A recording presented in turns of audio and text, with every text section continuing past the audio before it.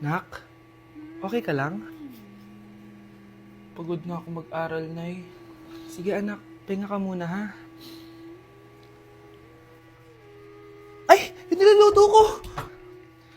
Anak, kain na dito! Ah! Sana matuyo to agad para masuotan ng anak ko bukas. Ayan, tuyo na! Anak, suot mo na tong uniform mo! Anak, sandali. Sorry kung ito lang yung mabibigay kong baon sa'yo, anak ha. Bawi ako next time. Ito lang kasi yung kinita ni nanay eh. O anak, yung project mo, wag mo kakalimutan ha. Sige na, ingat ka. Kaya ko to, makakapagtapos ako.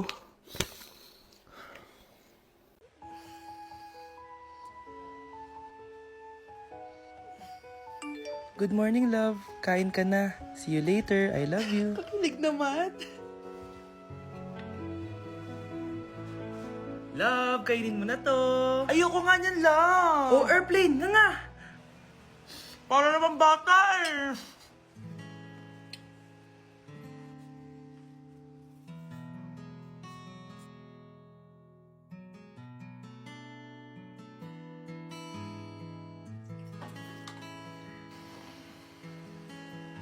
Horror papanoorin natin, love, ah. Ayoko na, nakakatakot, love. Ayun na, ayun na.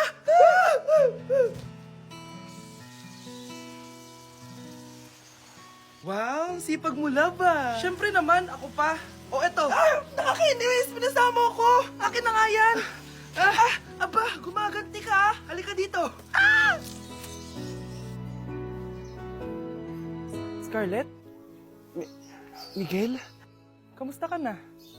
Eto, tinupad ko yung pangako ko sa'yo na aalagaan ko pa rin yung sarili ko kahit break na tayo. Buti naman. Gusto mo pumasok? Hindi na. Actually, papunta nga ako sa bahay ng girlfriend ko. May surprise ako sa kanya. May girlfriend ka na? Congrats. Happy for you. Sige na, Scarlett. Una na ako. But then you come and all so far away. Nay, bagsak po ako. Sige anak, bawi ka na lang next time. Hindi ka galit, Nay? Nakita mo yung reaction ko, di ba? Hindi ako nagalit. Hindi ako nagwala. Hindi ako nanira ng gamit. Very demure. Very mindful sa mararamdaman mo. Sige, Nay. Nay, gagala lang kami ng mga friends ko, sige anak, ingat ka, pinapayagan mo kong umalis, Nay? Di kita binawalan, di ba? Very demure, very mindful, very pinagkakatiwalaan kita at wag mong sirain ang tiwala ko sa'yo. Kaya umuwi ka na maaga, ha? Sige, Nay. Alis na ako. Anak! Anak, kain na! Sino yun, anak? Nay, boyfriend ko po. Pogi niya, no? Very cutesy. Tsaka kung akala mo mabubuntis ako agad, hindi, no? I'm very demure, very mindful, at very responsible kasi magtatapos pa ako ng pag-aaral ko. Oo nga, very demure ka dyan. Kain na. Nay, eto na po yung pagkain ni tatay. Thank you, anak. Pwede ba ako pumasok, Nay? Wag na muna, anak. Baka ma-stress yung tatay niyo, eh. Sana gumaling na si tatay. Ang tagal niya na kasing paralyzed, eh. Sige, Nay. Alis na ako. Mahal, papakainin na kita, ha? Naglutuan ka ni Scarlett. Nay, eto na po yung pagkain ni Ano yun, Nay? Ang baho. Ay, anak, mamaya mo na ibigay yan. Papaliguan ko muna yung tatay mo. Nagpupo na naman. Sige, Nay. Tao po, delivery po. Ano po yun? Kay Susan po, importante daw po to. Si nanay. Ako na lang po magbibigay sa kanya. Nay, may nagpapabigay po nito sa inyo. Binasa mo ba to, anak? Hindi po, Nay. Wag na wag mo tong babasahin, ha? Sige po, Nay. Mamamalengke lang ako na uulamin natin, ha? Ikaw muna magbantay ng bahay. Ano yun? Bakit sobrang baho naman? Saan nanggagaling yun? Dito sa kwarto nila nanay. Tay, nagpupo ka na naman, no? Yung envelope to, Death certificate? Hindi naman patay si tatay, Hello po. Buti naman po, ma'am. Sinagot niyo na. This is St. Peter's Funeral. Kailan niyo po ipapaimbasa mo yung asawa niyo? Isang linggo na rin po kasi baka bumaho po yung bangkay niya. Anak, alam kong nasa kwarto ka ng tatay mo. Si nanay. Death certificate? Hindi naman patay si tatay, Anak, alam kong nasa kwarto ka ng tatay mo. Si nanay. Anak! Nay, tawag niyo po ba ako? wala. Kala ko nasa loob ka eh. Sige, Nay. Gagawan ko na po ng pagkain si tatay. Kailangan ko malaman ng totoo. Sorry, Nay. Kailangan kong gawin ito sa'yo. Nay, ito na po pala yung pagkain ni tatay. Ginawan din po pala kita. Buti naman naisip mo pa ako. Thank you, anak, ha. Welcome, Nay. Mahal, kain na tayo.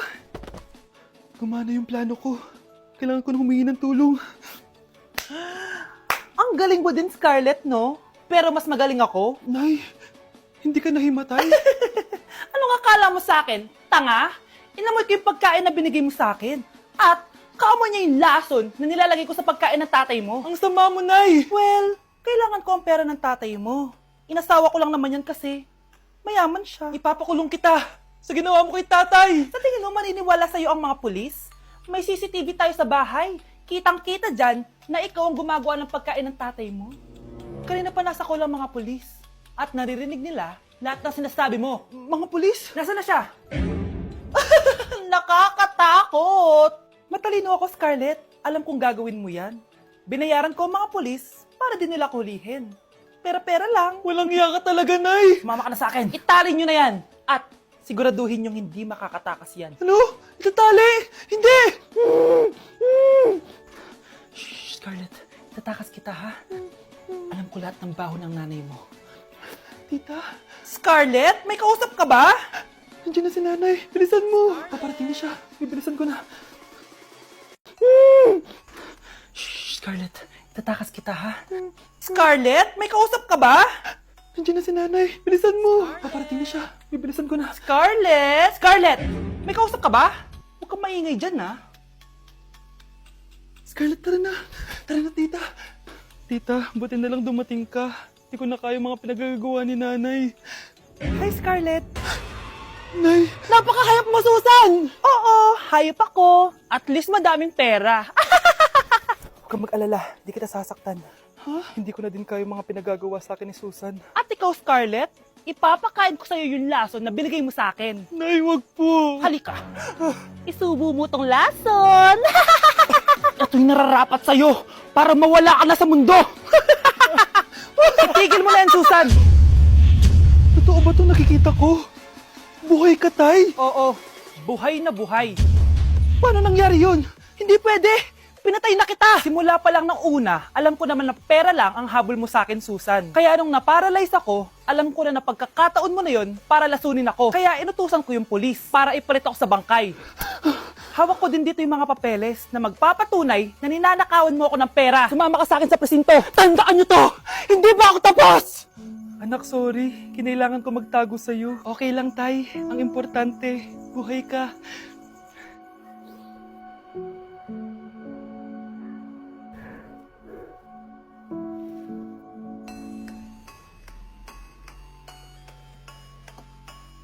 Delivery po. Anong delivery? Parang wala naman ako in-order, kuya. Nakasulat po dito, Susan. Kayo po ba yun, ma'am? Oo.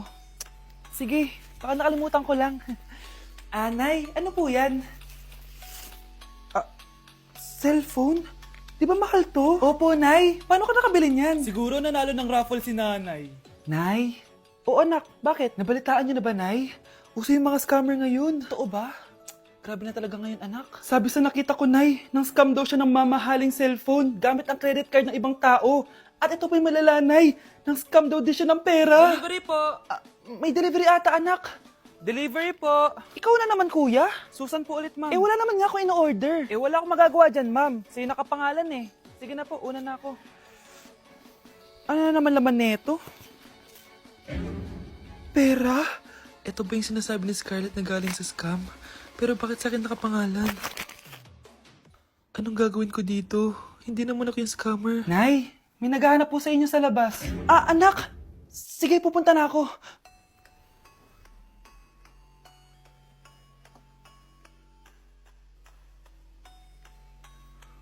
Hello po. Ano pong kailangan nila? Kayo po ba si Susan, ma'am? May natanggap po kasi akong report na kayo daw po nangi-scam. Scammer? Hindi ako scammer, Ma'am, sa'yo nakapangalan ng mga parcel. Kaya sumama ka na sa amin. Hindi nga ako scammer! Ikukulong ka na namin. Huwag niyo ko ikulong! Hindi ako scammer! Itigil niyo na yan! Hindi si nanay ang scammer. Pero nasa bahay na to, ang totoong scammer.